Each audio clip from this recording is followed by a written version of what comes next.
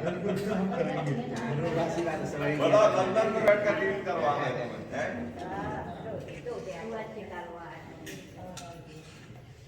उन्होंने क्या पैर पका रहे हैं। बस और करवाएंगे और करेंगे। हर हर साल 2 बार करेंगे। अरे वाह।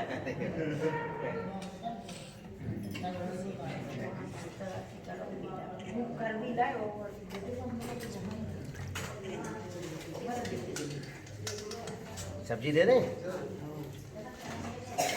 राधे राधे राधे।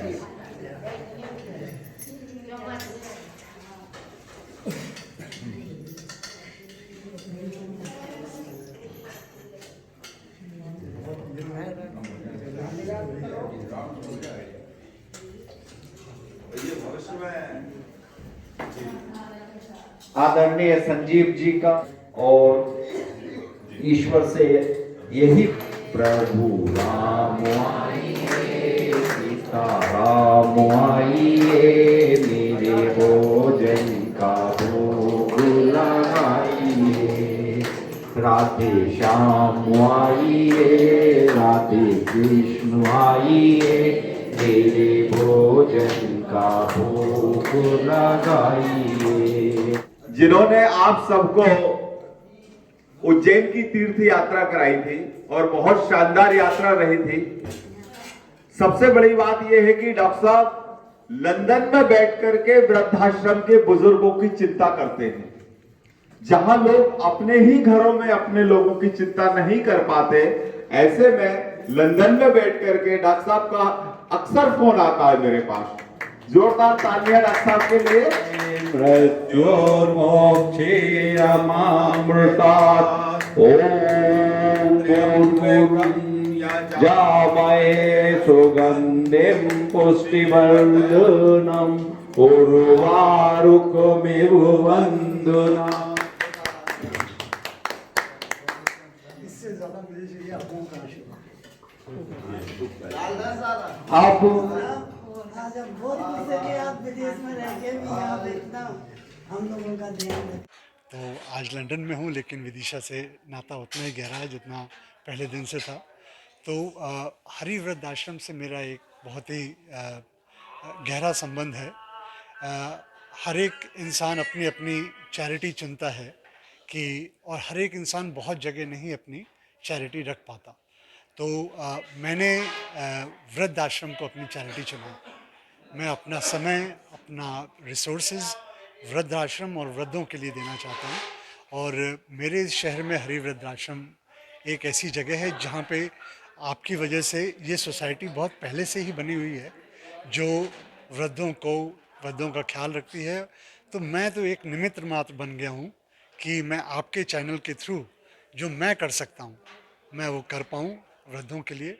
और इसीलिए विदिशा आता हूँ। तो मेरा स्कूल यहाँ पे है और मेरा स्कूल मेरी फर्स्ट प्रायोरिटी है। मेरा स्कूल जो कि मेरी इंस्टीट्यूशन से चलता है, ये मेरा एक पर्सनल इंटरेस्ट है जिसके लिए मैं हमेशा, तो 2 चीज़ें मेरे लिए बहुत ज़्यादा अहमियत रखती हैं विदिशा में, मेरा स्कूल और वृद्धाश्रम।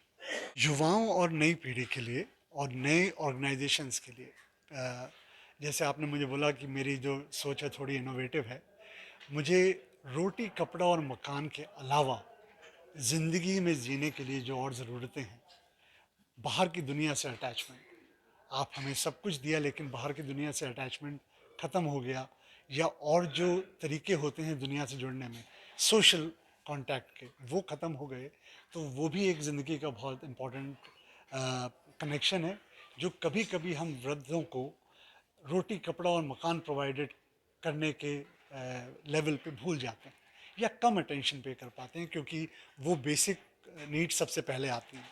बेसिक नीड्स हमेशा पहले आएंगी। इसलिए मैं अपनी तरफ से करता हूँ कि मैं एटलीस्ट साल में 2 बार सारे वृद्धाश्रम के वृद्धों को बाहर ले जा सकूँ, अपने इंस्टीट्यूशन से बाहर, किसी रिलीजियस जगह पे या कोई भी जगह पे जहाँ पे मैं उनका, जिससे उनका वो कनेक्शन बना रहे, या मैं कोई और ऐसे प्रोग्राम करूं जिससे कि उनका बाहर से कनेक्शन बना रहे। तो मैं आजकल के युवाओं से बोलूँगा कि वो ऐसी चीज़ें करें जिससे वृद्ध ये महसूस करें कि आज भी वो उतने ही कनेक्टेड हैं, आज भी उनके लिए बाहर के प्रोग्राम्स, बाहर की चीज़ें, एंटरटेनमेंट, उसमें वो इन्वॉल्वमेंट है। उनका इन्वॉल्वमेंट होगा ज़िंदगी में तो जीने की इच्छा बढ़ेगी। जीने की इच्छा बढ़ेगी तो जो भी आप प्रोवाइड कर रहे हैं, रोटी, कपड़ा और मकान, उसमें वो सेटिस्फाइड होंगे और वो खुश रहेंगे। मेरा ये सोच है और मैं ये चाहता हूँ यही चीज़ युवा सोचें, नई ऑर्गेनाइजेशन सोचे। पर जो बेसिक नेसेसिटीज़ हैं वो जब मेंटेन हो पाएँ तो उसके आगे हम इस तरफ बढ़ें। वेद प्रकाश शर्मा, संचालक श्री हरि वृद्धाश्रम विदिशा।